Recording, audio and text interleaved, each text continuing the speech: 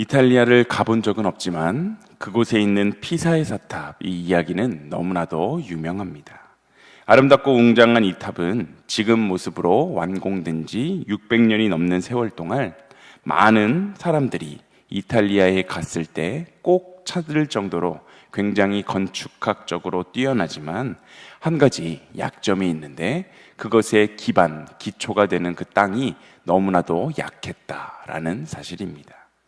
탑이 처음부터 연약한 지반에 놓였던 것도 문제이지만 설계자 역시 그 지반을 제대로 예측하지 못하고 기초를 너무 얕게 팠던 것도 문제였습니다. 탑은 세월이 지날수록 우리가 아시다시피 점점 기울게 되었는데, 탑이 완전히 무너지는 것을 막기 위해서 1990년대부터 대대적인 안정화 작업이 진행되었고, 탑의 기울기가 10% 정도 감소하게 되면서 이제는 탑의 기울기가 18세기 수준인 약 5도를 유지하면서 안정적인 상태로 관리가 되고 있다고 합니다. 사실 우리의 인생도 어떤 기초 위에 세워졌는지에 따라서 우리의 인생이 완전히 달라지게 됩니다. 부와 명예, 성공 등 세상의 가치를 좇으면서 그러한 기초 위에 자신의 인생을 세운 사람들은 때로는 잘 나가 보이기도 하지만 결국 그러한 세상의 것들이 무너지게 되면 그들의 인생도 같이 와르르 무너지게 되는 사실을 보게 됩니다. 하지만 영원히 변함이 없고 신실하신 예수 그리스도 위에 자기의 인생을 세우는 사람은 어떠한 위기와 고난이 찾아온다고 할지라도 언제나 견고하게 설 수 있게 된다는 사실을 우리는 기억해야 합니다. 베드로전서는 사도 베드로가 현재의 터키 북부 지역에 해당하는 소아시아 지역에 흩어져 살고 있던 초기 그리스도인들에게 보낸 편지입니다. 베드로전서가 쓰인 주후 60년대 중반에는 로마 제국 내에서 기독교에 대한 박해가 점점 심해지던 그러한 때였습니다. 이 편지를 받게 되는 수신자들은 그리스도인이라는 이름 때문에 부당한 조롱과 비난, 심지어 재산상의 피해나 생명의 위협까지도 당하던 그러한 어려운 시기였습니다. 그래서 베드로는 당시의 외부의 고난과 박해를 심하게 겪고 있었던 그 그리스도인들을 격려하고 그들에게 구원의 소망을 다시금 일깨워주기 위해서 이 편지를 쓰게 됐던 것입니다. 오늘 본문 베드로전서 2장 1절과 2절은 이렇게 이야기하는데 우리가 함께 읽어보겠습니다. 그러므로 모든 악독과 모든 기만과 외식과 시기와 모든 비방하는 말을 버리고 갓난아기들 같이 순전하고 신령한 젖을 사모하라. 이는 그로 말미암아 너희로 구원에 이르도록 자라게 하려 함이라. 아멘. 여기서 중요한 단어는 버리고입니다. 새로운 집을 세우려면 가장 먼저 해야 될 것이 오래되고 썩은 것들을 치워야 하는 것입니다. 1절에서 버려야 할 것들을 구체적으로 말하고 있는데 악독과 기만, 외식과 시기, 비방하는 말이다 라고 이야기합니다. 악독은 마음속에 깊은 미움과 분노이고 기만이라는 것은 겉과 속이 다른 이중성을 의미합니다. 외식은 신앙적으로 포장한 껍데기만 있는 그러한 신앙을 의미하는 것이고, 시기는 남의 성공을 보고도 진심으로 기뻐하지 못하는 그러한 마음을 말하며, 비방은 뒷담화와 험담으로 관계를 깨뜨리는 것을 말합니다.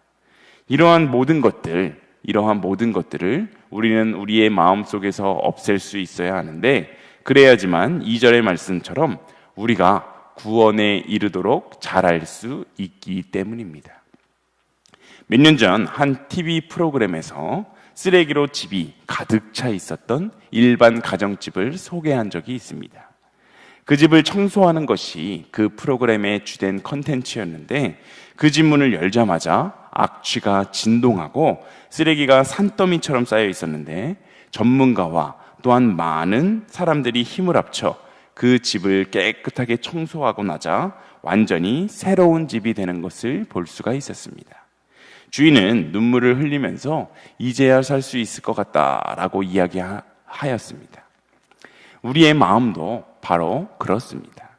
우리의 마음 속에도 버려야 할 것을 버리지 않으면 아무리 좋은 가구를 들여놓는다고 할지라도 그 좋은 가구에 악취가 금세 자리 잡고 말 것입니다. 좋은 가구를 들여놓기 전에 먼저 해야 할 것은 바로 쓰레기를 깨끗하게 없애는 것이다 라는 사실을 기억해야 합니다. 베드로는 우리의 마음속에 악취가 나게 하는 모든 것들을 내어버리고 갓난 아기들이 젖을 사모하듯 하나님의 말씀을 사모해라 라고 말씀하고 있습니다. 갓난 아기에게 젖은 생명이기 때문에 그 젖은 먹지 못하면 굶주려 죽을 수밖에 없는데, 이렇듯 우리가 하나님의 말씀을 먹지 못하면 영적으로 굶주리고 죽을 수밖에 없게 되는 것입니다. 하루에도 수백 번 스마트폰으로 뉴스를 확인하고 연락 온 것을 확인하면서도 하나님의 말씀인 성경을 하루에 한 장도 읽지 못하고 또 하나님이 우리에게 주신 감사의 제목거리를 찾지 못한다라고 한다면 우리의 영혼은 굶주려 있는 것입니다. 우리의 마음을 깨끗하게 청소하고 하나님의 말씀을 사모하며 말씀으로 채워나가는 우리 모두의 인생이 되시기를 소망합니다.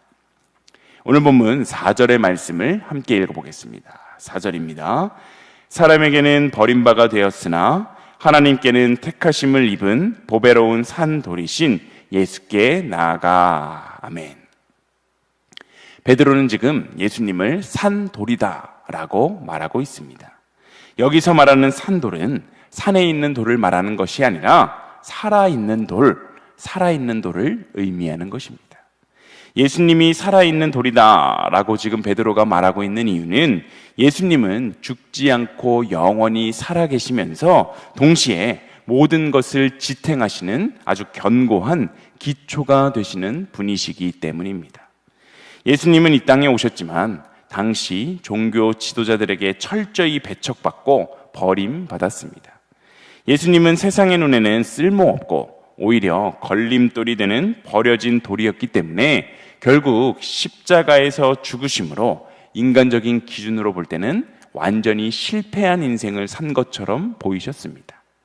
그러나 세상이 버린 그 돌을 하나님께서는 택하시고 가장 귀하게 여겨주셨는데, 산돌이신 예수님은 죽음을 이기시고 부활하심으로써 구원이라는 영원한 건축물의 모퉁이 돌이 되셨습니다.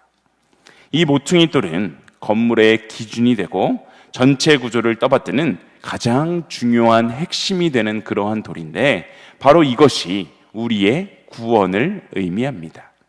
세상이 죄와 허물로 인해 쓸모없다고 버려버린 바로 우리를 하나님께서는 예수 그리스도라는 보배로운 산돌을 통해 다시 택하시고 귀하게 만들어 주셨습니다. 그래서 우리가 예수님께로 나아가야지만 우리는 주님의 생명과 영원한 가치에 연결될 수 있는 그러한 축복을 누리는 인생을 살아갈 수 있게 되는 것입니다. 우리 교회에서 가까운 곳에 해방촌이 있습니다. 이곳은 해방 직후 월남민들이 정착하며 형성되었던 곳으로 1960년대에서 70년대에는 니트 산업의 중심지였으나 이후 산업 쇠퇴와 함께 인구가 감소하고 건물이 노후화되었고, 특히 남산 경관 보호를 위한 규제로 대규모 재개발이 어려워서 주거 환경이 굉장히 어려워진 곳입니다. 그런데 2000년대 후반부터 홍대나 경리단길 등지에 높은 임대료를 피해서 젊은 예술가, 디자이너, 셰프, 청년 창업가들이 해방촌의 낡고 저렴한 건물에 공방, 또한 서점, 개성 있는 카페나 갤러리 등을 열기 시작했는데, 이들이 오래된 건물의 특색을 살려서 리모델링함으로 해방촌만의 독특하고 자유로운 분위기가 형성이 되었습니다. 게다가 서울시는 이러한 민간의 자연스러운 활력을 뒷받침하기 위해서 2015년부터 해방촌 일대를 서울형 도시재생 선도지역으로 지정하고 공공산업을 추진하기 시작했는데, 좁고 어두운 골목길, 계단, 경사로 등의 보행 환경을 정비하고 안전시설을 설치하고 또 오래되었던 신흥시장을 리모델링하고 또 노후주택을 리모델링 비용까지 지원하면서 주민들도 살기 좋은 곳으로 변화가 되었습니다. 그 결과 지금 해방촌은 외부 관광객, 특별히 젊은 세대들이 몰려드는 명소로 경제 활성화를 이끄는 곳이 되었습니다. 이처럼 예수님도 버려진 우리를 회복시키시고 다시 아름답게 세우신다라는 사실을 우리는 기억해야 합니다. 산돌이신 예수님께 먼저 나아갔던 베드로는 믿음의 후배인 많은 이들에게 이렇게 권면하고 있는데 5절에 보면 너희도 산돌같이 신령한 집으로 세워지고 예수 그리스도로 말미암아 하나님이 기쁘게 받으실 신령한 제사를 드릴 거룩한 제사장이 되어라 라고 말하고 있습니다. 원래 우리는 죽어있는 쓸모없는 흙덩이와 같은 인생이었습니다. 그러나 산돌이신 예수님께 붙어서 연결이 되었을 때 그분의 생명력이 바로 우리들에게도 흘러들어와 우리도 산돌이 되었는데 리모델링이 되어 관광 명소가 되어버린 그 해방촌처럼 우리도 예수님 안에서 완전히 새로운 존재로 변화된 것입니다. 나아가 이 산돌들인 우리 성도들이 모퉁이 돌이 되신 그 예수님 위에 하나하나 견고하게 쌓이게 되면서 신령한 집이 세워지게 되는 것인데 이 집은 단순한 건물이 아니라 하나님의 성전, 바로 교회 공동체를 의미하게 됩니다. 교회는 그저 하나의 건물이 아니라 예수 그리스도라는 그 기초 위에 생명으로 연결된 우리 한 사람 한 사람의 모임이라는 사실을 우리는 반드시 기억해야 합니다. 신령한 집인 교회가 세워진 이유는 하나님이 기뻐 받으실 산 제사를 올려드리기 위함입니다. 구약시대처럼 짐승의 피를 드리는 것이 아니라 우리의 거룩한 삶, 섬김, 우리의 찬양, 그리고 복음을 전하는 모든 행위가 하나님의 기쁨이 되는 산 제사가 되는 것입니다. 바로 우리 일신교회가 이러한 신령한 집으로서의 교회의 역할을 잘 감당해내며 언제나 하나님이 기뻐 받으시는 산 제사를 올려드리는 그러한 공동체 되기를 소망합니다.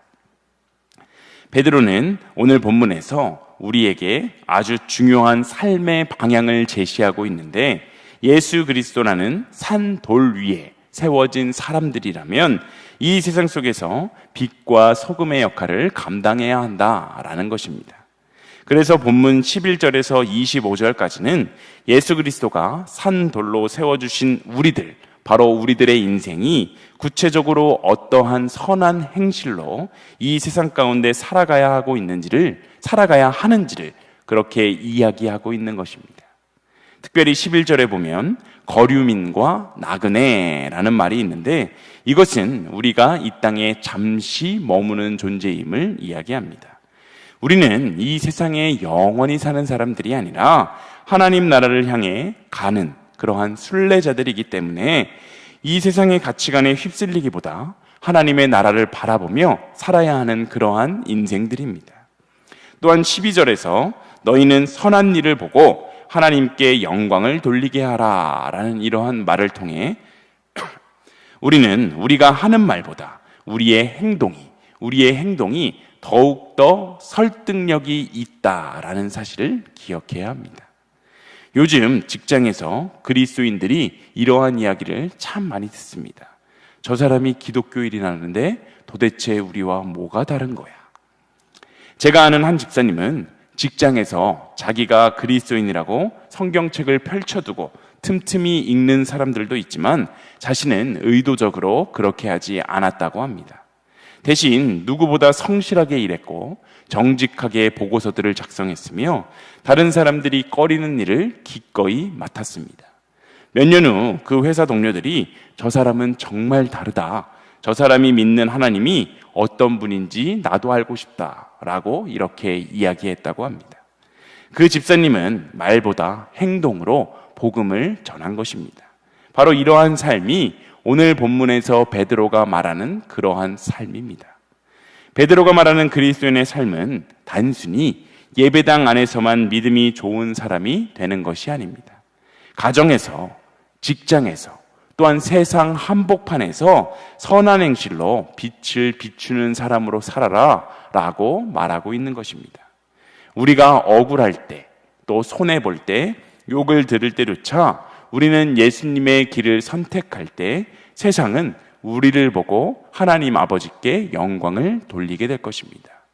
우리의 인생이 도무지 감사할 거리가 보이지 않는 그 상황 속에서도 예수 그리스도로 말미암아 감사를 고백하며 감사하는 인생을 살아가게 될 때 이 세상 사람들은 우리들의 달라도 다른 그 모습을 통해 하나님을 알게 되고 깨닫게 되고 하나님을 믿고 싶은 마음이 생길 수 있게 될 것이라는 것입니다. 우리의 말이 아니라 우리의 선한 행실로 하나님 아버지가 살아계시고 예수 그리스도가 언제나 우리와 동행하신다라는 사실을 증명해내는 일신교회의 모든 성도님들이 다 되시길 소망합니다.